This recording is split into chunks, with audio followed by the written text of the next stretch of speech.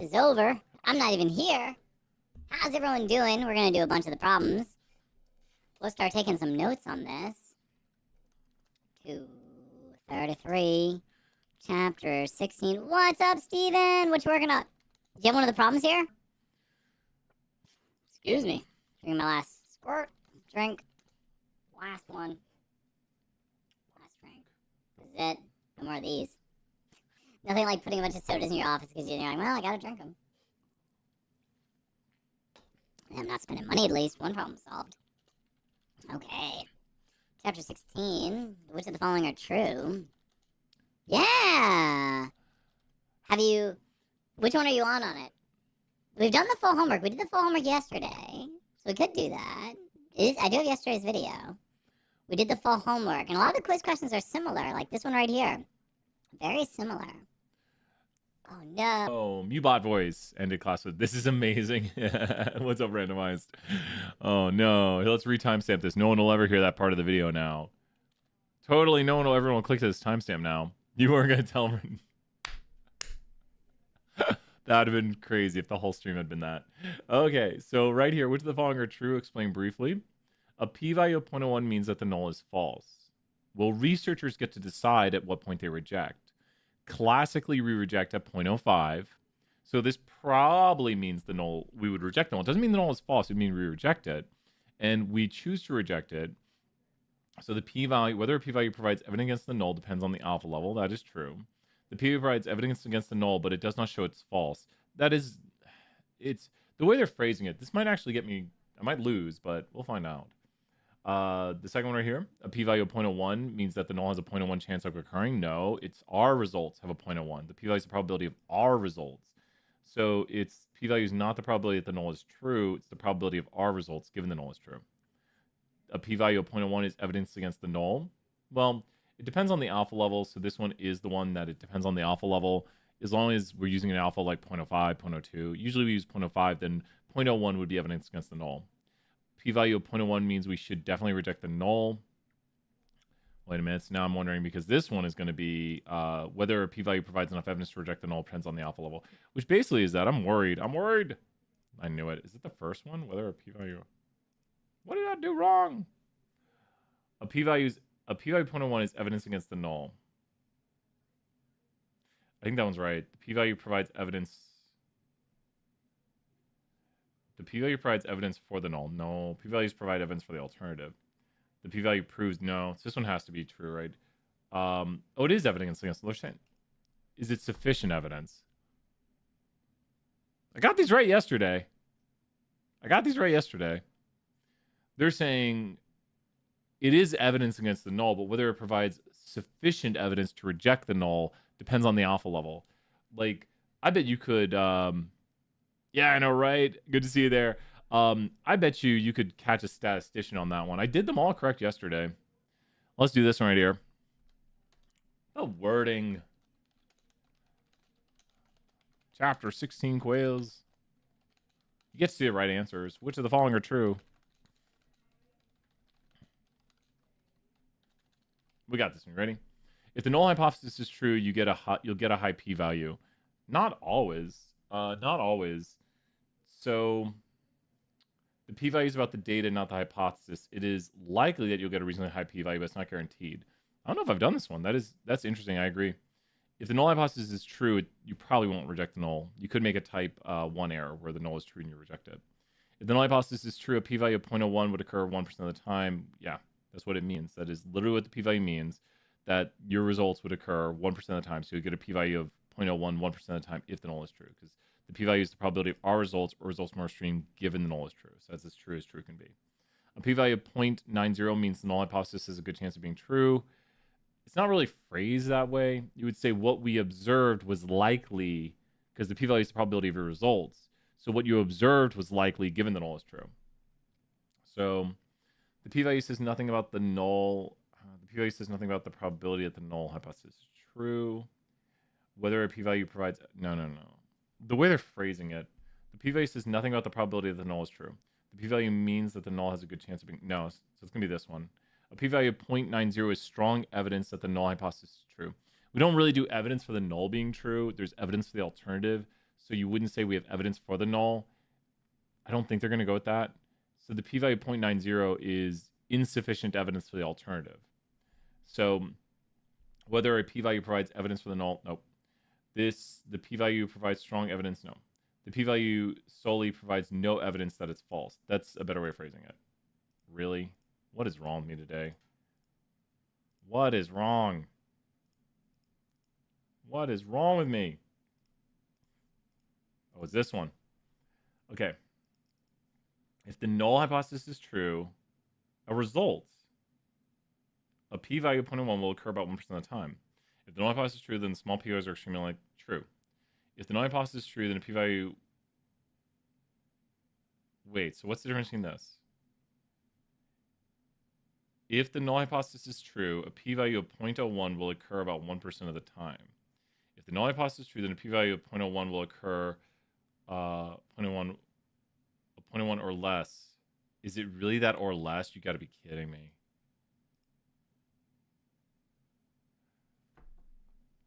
That is ridiculous. Is the only... Who follows me right now? I'm going to throw you 100,000 points if you see this. Is the only difference between these sentences or less. It's like inclusive of the other p-values it wants you to see. It's like results that are in the tail of a distribution would occur about 1% of the time or less. Not just this result, but it's doing the results at or more extreme. That is so particular. And I think so many... What it's talking about? I'm going to graph it. We're going to draw this out. That question wants you to understand the very minute difference. What it's saying when you look at this right here, if the result were to be over here and there was 1% in the tail, then it's saying p-values here, we could do a dot on it, like a p-value or result that would occur here or results in here. So the version I marked, let's call it version A, only includes the point at which, like, that result occurs 1% of the time or less. But, like, that result would occur 1% of the time. That's what it means, like, a result at this. But then it also wants the more extreme, which is true. So it's saying results like this or more extreme would occur 1% of the time. And I guess I say it in my interpretation, like, a p-value is the probability of our results or results more extreme. So literally that portion of the sentence I say, where I say more extreme, gosh. I think it's the day before break. So the p-value of this, which is the result, or results more extreme, which includes or less. So it's saying results that would be less likely to occur. Something like your result or more extreme. So yeah, it's ridiculous. It's so minute that I'm like, I don't know if students even learn anything from it. So let's do this one. Third time's a charm, right? Gosh, what is wrong with me today? Come on, Brian. Come on. Here we go. Morbin. Time to Morbin. You got this. A high p-value is strong evidence that the null is false. When the p-value is high, let the null fly. It doesn't matter if you get the question right. It matters if you know what is supposed to be said.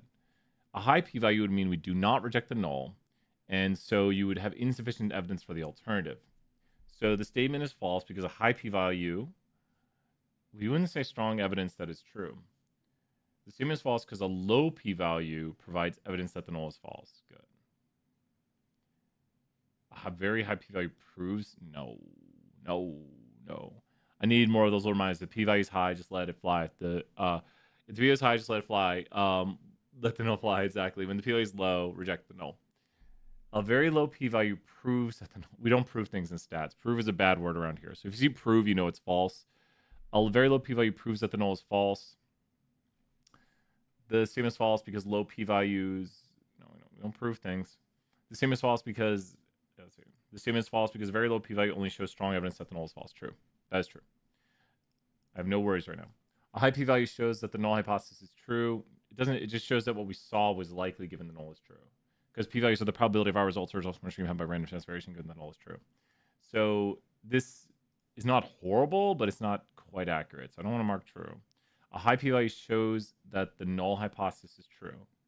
The statement is false because the high p-value shows that the data is consistent with the null, but cannot prove that the null hypothesis. That's good. Let me look at the other ones. The statement is false because a high p-value shows that the null is false. No, that is diametrically opposed. A high p-value would be, it wouldn't show the null is false. It'd be you fail to reject the null. The statement is false because a high p-value shows that the data. No, it is the top one. The data would be consistent with the null. It's like when someone says to you that they can run a 5-minute mile, and then you see them run like a 5:01, and you think they're slower than a 5-minute mile. So that results, even though it's not perfectly on what they said, the p-value might be something like, we're just making this up, like 0.42. And so someone who runs a 5-minute mile would run a 5:02 or slower 42% of the time. So it's consistent. Like what they did is what you would expect. A high p-value means what you saw was expected given the null is true. A p-value of 0.05 is always considered sufficient evidence to reject a null. It depends on alpha level. Literally, I saw alpha right there. I'm just going to click check answer. I didn't even read more. I literally just saw alpha level. And when you reject the null, so I just want you to think of the knowledge things to know. Alpha is the point at which we reject the null. So when it says like a p-value of 0.05 is always enough evidence, it's like, what's your alpha level? The alpha level is the point at which you reject the null. So I literally just skimmed the answers. I didn't read anything, but I just saw alpha level. I looked at other ones, didn't have alpha level. The statement is false because the null hypothesis is rejected where the p-value is below alpha, where the p-value is low, which may not always be 0.05. It's usually assumed 0.05 unless otherwise stated. So really good stuff right here. A bunch of these. That one was good. I have no qualms, probably because I didn't miss any. If I miss one, I'll complain. I'm like, this darn question that I've solved 20 times that I'm already on break on, and I can't think through. Which of the following are true? Briefly explain. Not another. Oh, geez. Ah, geez, Rick. We gotta do another problem. Ah, geez. You gotta be higher. You gotta be like, ah, geez, Rick. Ah, geez, Rick. Ah. I can't do it today. One day I did and it worked. Okay. A very low p-value provides evidence against the null. That's okay. Does it say sufficient? Okay. A very low p-value provides evidence against... No. Proof. We don't do proof. We don't have evidence against the alternative. A very low p-value provides evidence for the null. We don't provide evidence for the null. We have evidence to reject the null. We have evidence for the alternative. We don't prove things around here. A high p-value is strong evidence in favor of the null. It just means you don't have evidence for the alternative. The evidence is for the alternative. The evidence is used to reject the null. So a high p-value merely means that the data is consistent with the null. That sounds about true.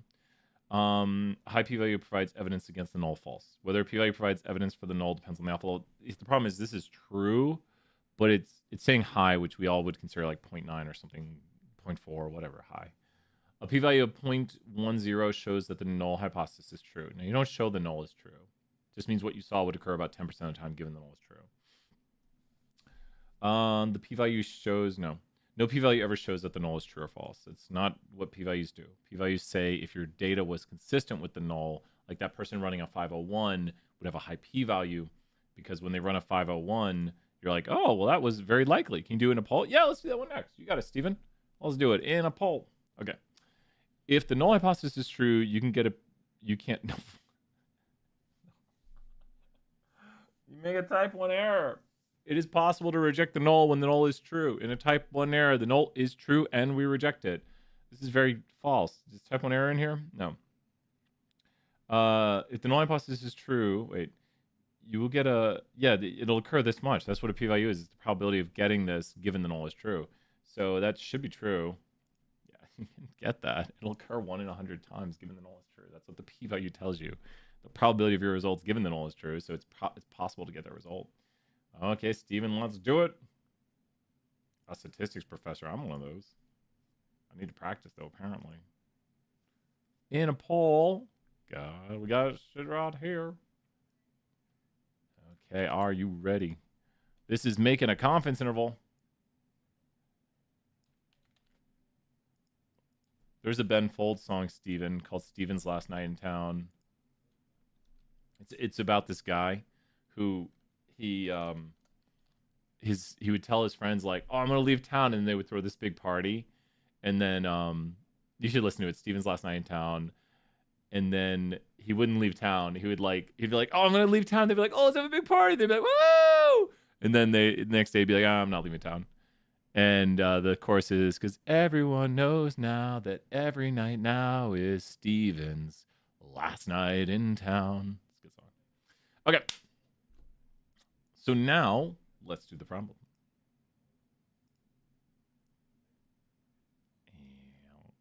Randomized cracking up the chat. What do we do to start these problems? You know what? You love it. Tell me, and then I'll do it. You got to tell me, though, because I'm training you to know how to solve these problems. You get a problem, you do what to start? What do you do to start? We know it, we love it, we do it every problem. Every problem, we got to write that. What? What do we do? Notation, brother.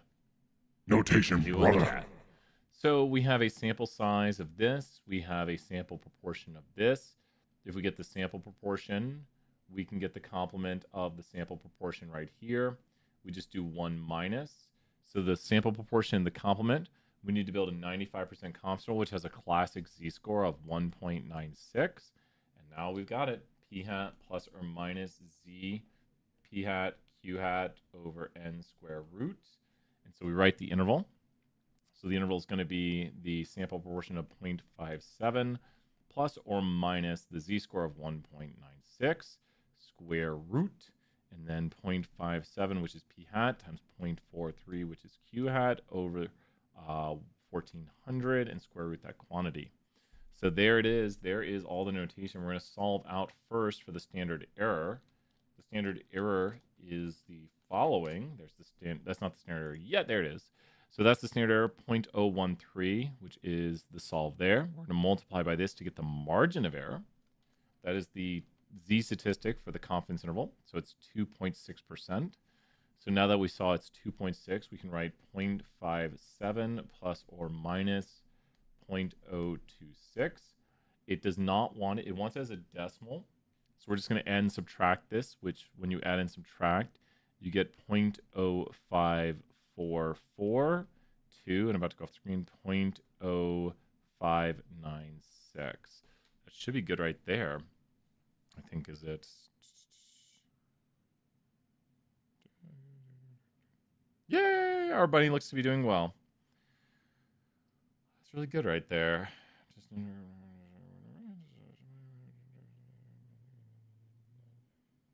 Thank you. Oh, that's nice. Okay, good. They gave a call. Bunny's doing well. So 54, at some point, could we do a... Yeah, let's do clean air standards. You got it. You got it next. Yeah. Drop the questions chat.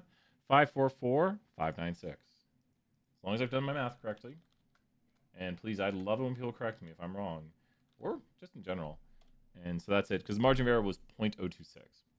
So would they believe 52%? Yes or no in the chat. Do you believe 52%? I am 95% confident. The true proportion of people who approve of the president is contained in the interval 54.4% to 59.6%. Do you believe 52? No, you don't. We do not believe 52%. We would reject that because the approval rating of 52 is not contained in the interval. That should do it. There we go. Good question. Good little quick question right there. A clean air standard requires. There we go. We got it. Ooh, type 1, type 2 error. Okay, randomized. Do you know the trick? In a type 1 error, the null is what? What letter is this? In a type 2 error, the null is what? And we what? Do you know the trick? Do you know the trick? I'm going to take the note right here while you tell me if you know the trick, and we'll also repeat it for everyone else. You do not. Okay, we're going to go to the main screen and teach the type 1, type 2 error here, because there's a trick for this also. So, I didn't put it in. Okay, 1 second. 2 seconds cleaning up the notes in the notes. If my eyes get any worse, it's going to be a not fun day. You're welcome. My eyes are so bad.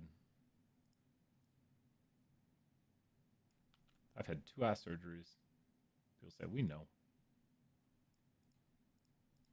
Come on. Perfect. Okay, let's teach it. Here we go. Okay, so this is the mnemonic. You have to know what number this is. You have to know what letter this is. A lot of people get confused on the letter. What letter is this? So randomized in the chat, what letter is this? Make Mubot wake up here. Oh, he's awake. No. Oh, yeah, he's awake. What letter is this? It's T. What letter is this? What letter is this I'm trying to make now? What letter is this? F. Okay, good. So in a type 1 error, the null is true. So think about what an error would do. The type 1 error is to reject the null when the null is true. That's a type 1 error. In a type 2 error, the null is false, and we fail to reject it. Because if the null is false, you should reject it. So the error is failing to reject the false null, which is 2 Fs of the type 2. In a type 1 error, the null is true, and we mistakenly reject it. In a type, I know it's so easy to remember when you're like, oh, in the type 2 error, the null is false, and we fail to reject it. Someone from like Ohio or somewhere saw that, like they were watching, they were like, whoa, I'm a math teacher, and that works. Thank you to Hannah, former person who worked in our department. She was one of the student helpers, and she figured that out. Let's go solve this problem. So now we know our trick. We can think about what's going on right here with this problem. Many states require cars to be tested annually. Suppose state regulators double-check a random sample of cars that repairs suggested have been certified. They will revoke the shop's license if any significant evidence that the shop is certifying vehicles that do not meet standards.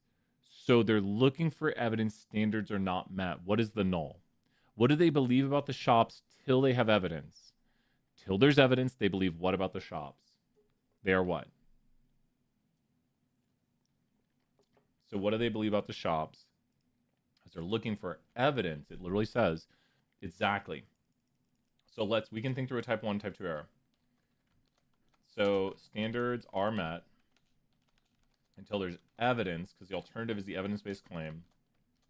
Standards are not met. Does that make sense? The null hypothesis is the one you do not need evidence for. It's what you believe until you reject it and have evidence for something else. So now, in a type 1 error, the null is true and we reject it. What would a type 1 error mean? It would mean the null is true, right? But in a type 1 error, the null is true, but we reject it. So what does this mean? Just explain to me briefly here. In a type 1 error, the null is true. That's a fact of the world. Exactly, yes, randomized. Nice job. So you said it perfectly. In a type 1 error, the null is true. So they are meeting the standards. That's a fact. That's what it means when we say the null is true. But we're going to be like, oh, it looks like you're not meeting standards. Like, well, we're meeting the standards. And we're like, no, looks like you're not. We reject that you're meeting the standards, but we are meeting it. And we don't know. A shop gets written up for meeting standards when they're not. And when they are. Shop gets written up for not meeting standards when they are meeting standards. In a type 2 error, the null is false. So they're not meeting the standards now. But we failed to reject it. So we're going to hang on to the null.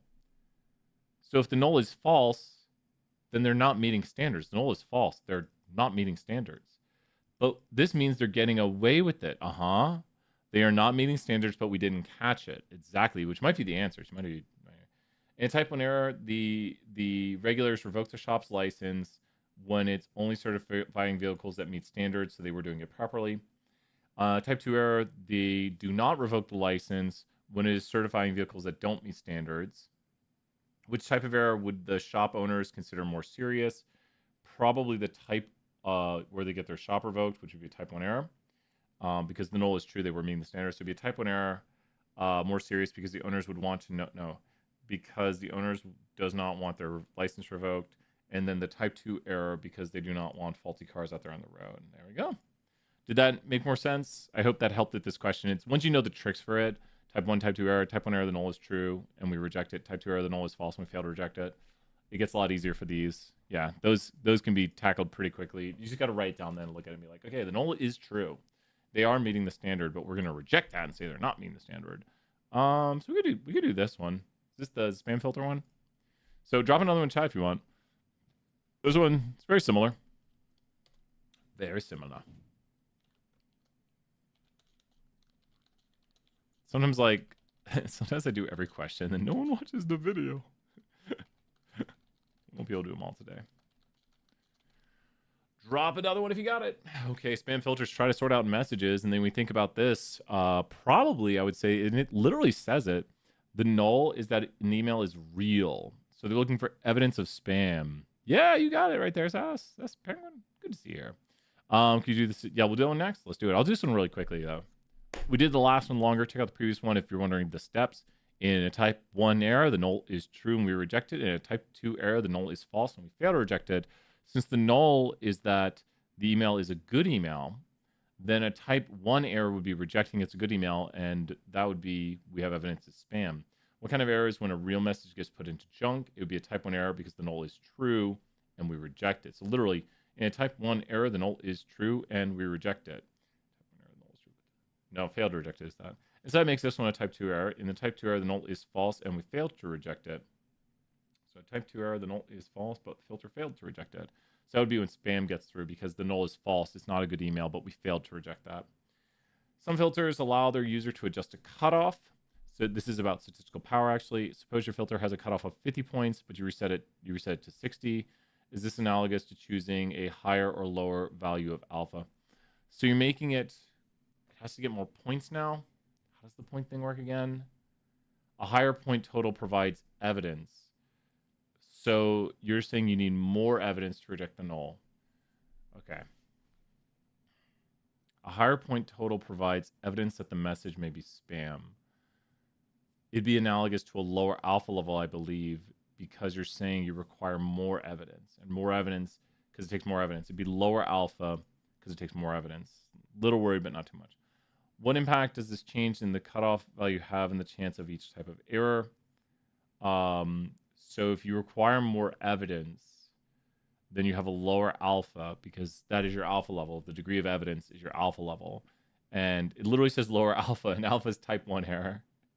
And we drew this out. I don't think I have a drawing of it up right now. And then we're going to do the next question right here. Thank you so much, Penguin. But there are 3 things that impact power.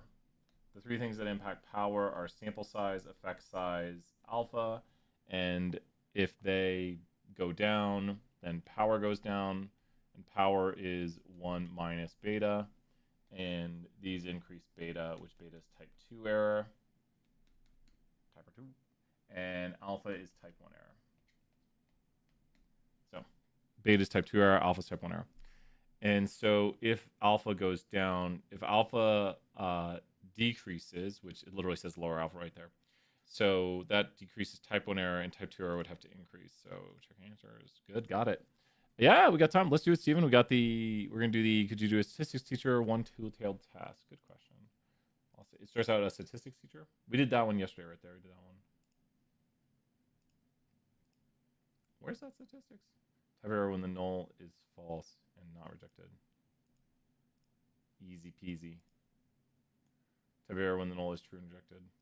Just put 1 there at the top. Type 1 error, the null is true and it's rejected. Which of the following are mistakes? The null is true and we reject it. The null is false and we fail to reject it. That way I never look at these questions again. That's a fun one. It's a...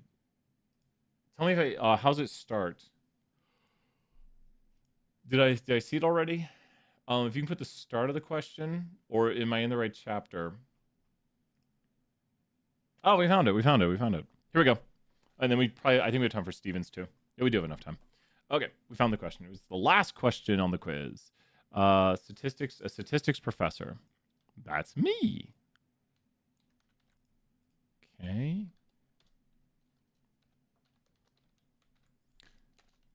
Statistics professor. Okay. A statistics professor has observed that for several years, students scored an average of 143. So that's kind of a historic number right there. Out of 200 points, that's just extra info we don't need. A salesman suggests that he's trying to sell them a statistical package to help them learn, and it'll probably help them out. Predict that it will increase the scores. This is very important because that is the sign of the alternative. So the null has the equal sign. The alternative is the claim. And are we going to do P or mu right here? What do people say in the chat? I need you to help out right here. Do we need P or mu? Do we need P or mu? P is proportion. Mu is mean. We need mu. And the thing that's really good, whenever you write a null out, the only thing that changes when you go from a null, and great job, Steven, everybody. Yep, you got it. Whenever you write your null and alternative, the null always has the equal sign, at least the way we do it in this class. The null has the equal sign. So the null hypothesis states some parameter of interest. This is some parameter is equal to some hypothesized value. And you're either going to put here mu for means, p for proportion, or mu1 minus mu2 for the difference in means. And then whatever you put in those spots, also they go in the spots down here. Now, you don't use all these signs. This is based on the researcher's question, so I'll highlight that. Whatever you pick here is the researcher's question. But if right here, if you put mu goes right here. If you put 143, 143 goes right there. And then you simply look to the researcher's question to figure out the sign of the alternative, that the true mean is greater than 143. So really what it comes down to when writing a null is figuring out what they are testing, which is the parameter of interest, the true mean in this instance. What is the hypothesized value that they're saying it currently is, and then way are they doing the sign? So truthfully, you think this is a lot to write, but in actuality, you only really have, when you think about it, 1, 2, 3 things to do when writing the null. So break it into smaller bits and then realize everything is the same for these two spots right here. Because once you decide what this is, it's the same thing there. The answers aren't 1, 2, 3, but you're only deciding 3 things when doing this. Because this becomes a forced choice here, and this becomes a forced choice here. The null has the equal sign, and then they all decide. So this is a one-tailed test because they're trying to show that scores have increased.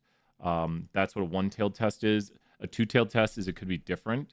One-tailed test tests greater than, less than, and the two-tailed test is not equal to. In the context, explain what happens if they make a type 1 error. So what is the null? Wait, we just did this. So think about what a type 1 error would be. What does it mean for the company? What is a type 1 error in this instance? This is a good question. I like this one. In a type 1 error, the null is true, and we reject it. So it's true. So what does it mean? This is true. And what happens? It's true that with using the software, the mean of the test is still 143. But we reject that. We're like, we have evidence. So what does this mean we do? So it's true that the mean is 143 with using the software. But we reject that and we say, there's evidence that it's greater than 143. So what does that mean? Would you buy the software? Looks like it helps students, right? But it doesn't. So it's true that students still have an average. Exactly. Because we reject the null. We're like, there's evidence that this works. So the professor thinks that the professor buys the software and it doesn't help students. Now the reverse is in a type 2 error, the null is false. So this is false. And we failed to reject it. So the truth is here. It's true that students do better, but we don't buy the software. So the teacher fails to buy software that would help their students. The professor thinks the score on average is this. Well, it's just right there. The professor doesn't buy the software when it does help students. It's weird. They give way too many responses. What is meant by the power of the test? The ability to correctly reject the false null. So it's the ability to figure out the software actually helps students. The power of the test is the probability to correctly decide whether the software is helpful. That should be it. Woohoo! I don't know why I get scared. I've done these a lot. I think those first 2 questions knocked me off my high horse. I did it on purpose to make you feel good. Steven's good. You're welcome, Sass. Good to see you here. As long as you might be calling you Sass. I like the penguin, though. Penguins are cool. They're really cool. Our bunny. Is this about our bunny? No, it's just my thing. Texas. Why am I getting message? Our bunny did well in its surgery. Bunny surgery. Okay. Wait, let's put...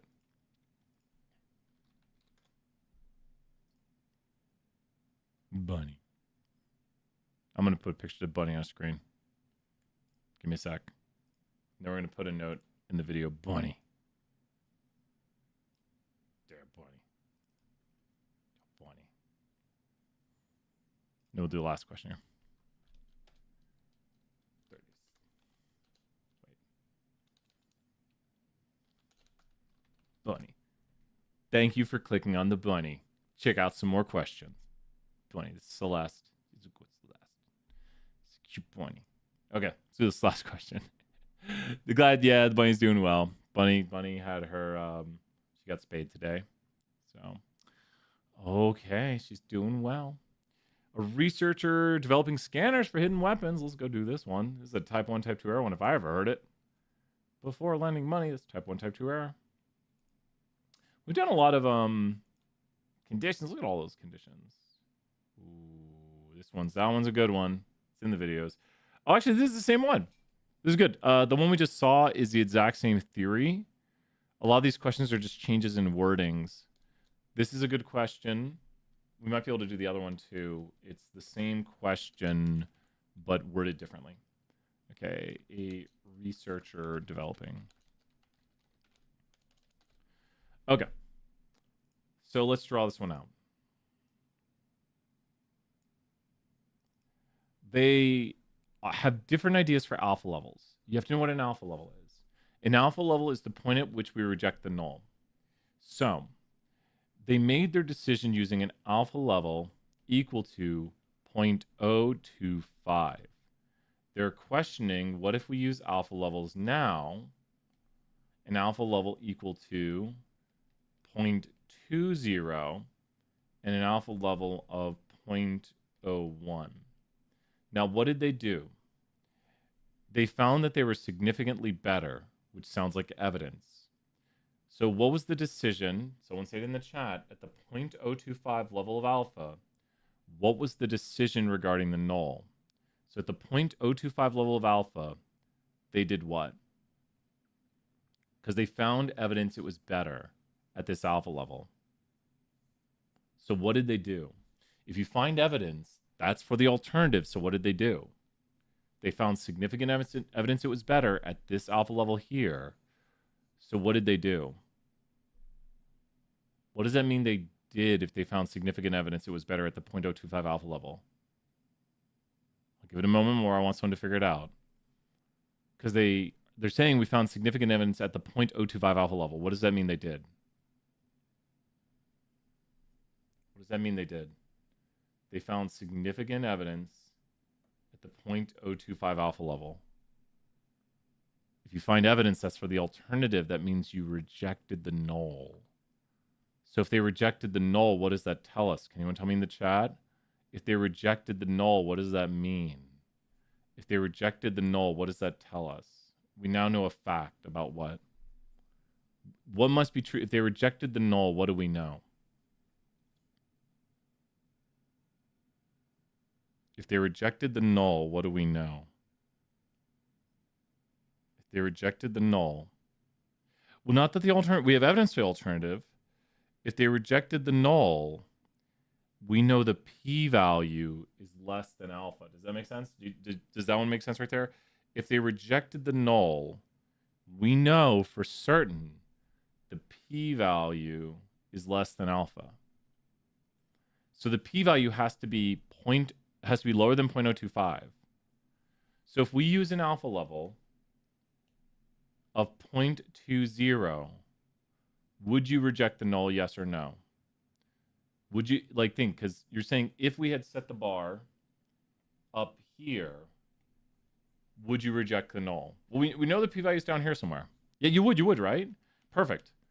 If you use an alpha level down here, would you reject the null? Would you reject the null if you use this alpha level right here? Because the p-value could be up here, and the p-value could be down here. Well, the answer is we don't know.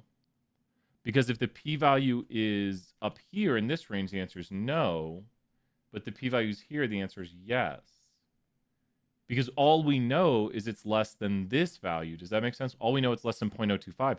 We don't know how much less it is, because it could be up here, or it could be down here below 0.01. This scale continues on below 0.01. It continues all the way down to 0. So we don't know where it's at. We just know it's below 0.025. We don't know if it's above or below 0.01.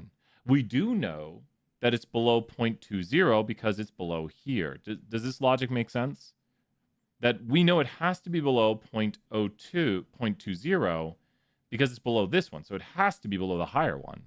But we don't know if it's below this one because, yeah, so that's the whole thing. And so the answer is it'd be the same for this, but it may have been different at the 0.01. We do not know. And yeah, my phone is buzzing like crazy. What's going on? What is going on?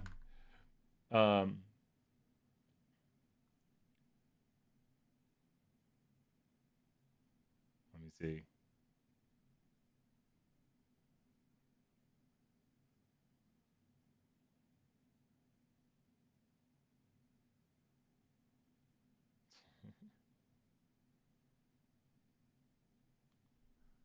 Oh my gosh. Okay.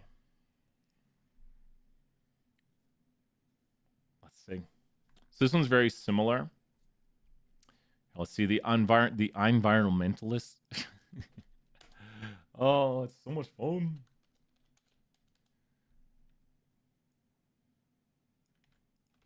Okay, environmentalists. Environmentalists. So this is very similar. They based their conclusion on a 0.05, but there was no evidence. So what does that mean? If I say there's no evidence, what does that mean for the null? If I say there's no evidence, what does that mean for the null? There was not evidence. So what does that mean? If there's not evidence, we don't reject the null. Rejecting null leads, it means we have evidence for alternative. Good, Steven, good answers. Good work here. Well, I owe you guys and gals and pals here points for the office hours. So let me throw your office hours points of the day. So if we don't have evidence, that means we did not reject the null. So when we think about this scale of values right here, sure. When we think about this scale of values at the 0.05, we did not reject. So the p-value has to be higher than this. Does that make sense? The p-value has to be 0.05 or higher. We know like that because we didn't reject. So what would have happened at the 0.10 level? And what would have happened at the 0.01 level? At the 0.01 level, what does this mean? The p-value has to be in the range I've colored in. And it can be even, yeah, sure, this goes all the way up. Sure. So what does this mean at the 0.01 level? The p-value has to be what to 0.01? So take a look visually, because we know at the 0.05 level we didn't reject, which means the p-value is higher than. At the 0.01 level, the p-value has to be higher than 0.01, so you would not reject. Does that make sense? The p-value, let me put it this way. Could the p-value be 0.08? Is that theoretically possible? Is it possible that the p-value could be 0.08? Yes or no? Is it theoretically possible that... Yeah, don't worry. Yeah, it's a flip of the last one. Yeah.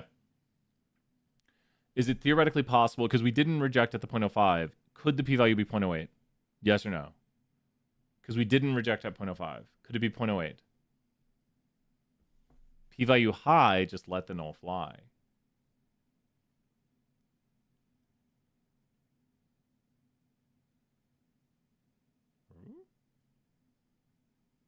It could be 0.08, because 0.08's in this range. 0.08's in this range.